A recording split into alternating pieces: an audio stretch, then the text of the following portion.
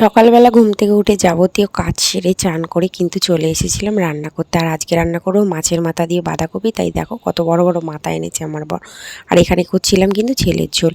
ছেলের ঝোলটা করতে করতে এইদিকে নিজেদের জন্য যে বাঁধাকপি করব সেই বাঁধাকপিটাও কিন্তু কেটে নিয়েছিলাম। তারপরে এখানে ছেলেকে চান করিয়ে নিয়েছিলাম, যেহেতু 11:30 বাজে। ওকে একটা টাইমের মধ্যে সবসময় খাওয়ানো, চান করানো এগুলো যতদিন পারবো আমি করে যাব।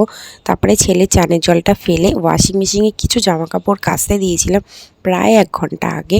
সেগুলো কিন্তু ওয়াশিং মেশিনে পড়ে আছে, সময়ের অভাবে সেগুলো বের করে আর তারে আর মিলতে পারিনি। ছেলেকে নিচে দিয়ে এই কাজগুলোকে সেরে নিচ্ছিলাম, যেহেতু একা হাতে সবটা করতে হয়। বুঝতেই পারো, ছোট বাচ্চা নিয়ে ভিডিও বানানো, ঘরের কাজ করা, বাচ্চা সামলানো কিন্তু মুখের কথা নয়।